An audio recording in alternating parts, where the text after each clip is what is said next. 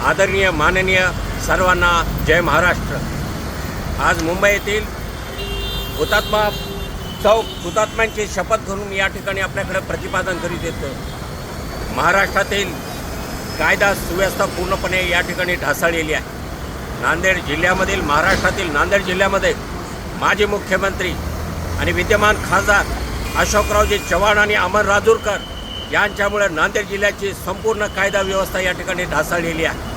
आपण पाहिलं असेल की अशोक चव्हाण यांच्याच राजश्रेयामुळे, यांच्या आशीर्वादामुळे त्यांचे जे कार्यकर्ते आहेत महाराष्ट्रामध्ये आंतरराज्य सराईत गुन्हेगारांना यांचं पाठबळ या ठिकाणी आहे। या नांदेड जिल्ह्यामध्ये सीमावर्ती भागामध्ये धर्माबाद नांदेड जिल्ह्यामध्ये मटका असू द्या की जुगार असू द्या की सट्टा असू द्या की बेटिंग असू द्या, क्लब असू द्या की ड्रग्स असू द्या की गांजा असू द्या की फायनान्स असू द्या की मुरमांचे धंदे असू द्या, हे सर्व बोकाळलेले आहेत। फक्त याला अशोकराव चव्हाण जबाबदार आहेत। हे हुतात्म्यांच्या साक्षीनं मी या ठिकाणी सांगू इच्छितो।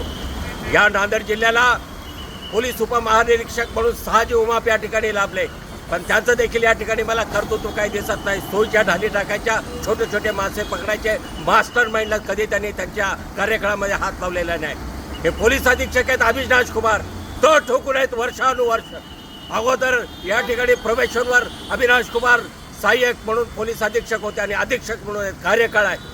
जे अविनाश कुमार आंतरराज्य सराईत गुन्हेगारांच्या वाढदिवसाला धर्माबादला आलेला फोटो देखील मी या ठिकाणी टाकलेला होता। या धर्माबाद परिसरामध्ये मटका असू द्या, जुगार असू द्या, सट्टा असू द्या, बेटिंग असू द्या, फायनान्स असू द्या, ड्रग्स असू द्या, यांचा सुळसुळाट फक्त याला जबाबदार आहेत माजी मुख्यमंत्री अशोकराव चव्हाण यांना सर्वस्वी जबाबदार धरण्यात यावं। आपणावर जर कारवाई करायची असेल मला जरूर करावी, कारण या संदर्भातले पुरावे माझ्याजवळ या ठिकाणी समक्ष उपस्थित आहेत। आज काय चाललं आहे तमाशा, मराठवाडा जनहित पार्टीच्या नावाखाली अवैध धंद्यांच्या गुन्हेगारांना बिलोलीला असू द्या की धर्माबादला असू द्या, मराठवाडा जनहित पार्टीच्या नावाखाली सराईत आंतरराज्य गुन्हेगारांना आपण पाठीशी घालतायत। तेलंगणाची पोलीस आज ठिकाणी पाहिलं असेल की शंकर नारायण बोलेवाड, शंकर उर्फ महेश उर्फ रमेश नारायण बोलवाड असू द्या, मनोज ओमप्रकाश मांधानी असू द्या, गजानन गंगाधर सूर्यवंशी असू द्या, या ठिकाणी पाहिलं असेल तुम्ही की ही सराईत गुन्हेगार आज मोकाटपणे फिरत आहेत। तेलंगणाची पोलीस येते तर महाराष्ट्र पोलिसांचं सहकार्य नाही।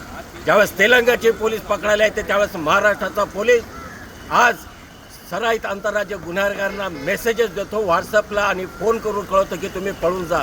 ही काय परिस्थिती उडाली।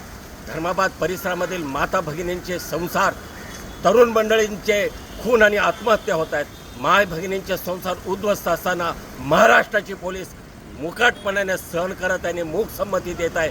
कदाचित त्यांची संमती असावी। मी या व्हिडिओद्वारे अंतिम या ठिकाणी सांगित होतो, जमलं तर शक्य झालं तर मी पोलीस महासंचालकांची आता या ठिकाणी आज भेट घेणार आहे। या धर्माबाद परिसराची राख रोंगळ्यांनी गुन्हेगारवृत्ती वाढवण्यामध्ये, नांदेड जिल्ह्यामध्ये वाढवण्यामध्ये फक्त माजी मुख्यमंत्री अशोकराव चव्हाण जबाबदार आहेत। हे जबाबदारीनं आणि आत्मविश्वासानं सांगतो। आज काय चाललंय, पोलीस स्टेशनला तक्रार देत आहे। आज नगरसेवक झालात, नगराध्यक्ष झालात, उपाध्यक्ष झालात, म्हणजे काय तुम्हाला स्वच्छतेचं जाकीट मिळालेलं नाही। गुन्हेगारांचा मुक्त असं काही तुमच्या डोक्यात डोळ्याला टिळालेला नाही। कोणी धर्माच्या आड आणि कुणाच्या जातीच्या आड आज जर कोणी पोलीस खाता असू द्या, कोणी असू द्या, राजकीय मंडळी असू द्या, पत्रकार असू द्या, या आंतरराज्य गुन्हेगारांना कोणी ममत्व दाखवत असेल, कोणी पाठराखण घालत असेल, ते उकरून टाकू। कालपर्यंत झालं ते भरपूर झालं। आज हा कुठला जातीय किंवा पक्षीय किंवा कुठला धार्मिक लढा नाही।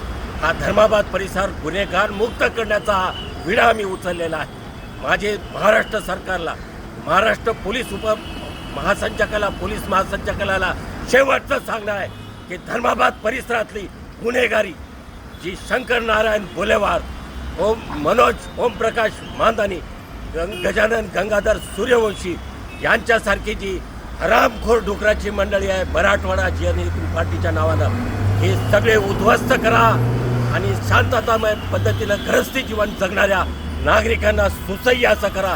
हे मी शेवटचं निर्वाणीचा इशारा देऊ इच्छितो। जय हिंद, जय महाराष्ट्र।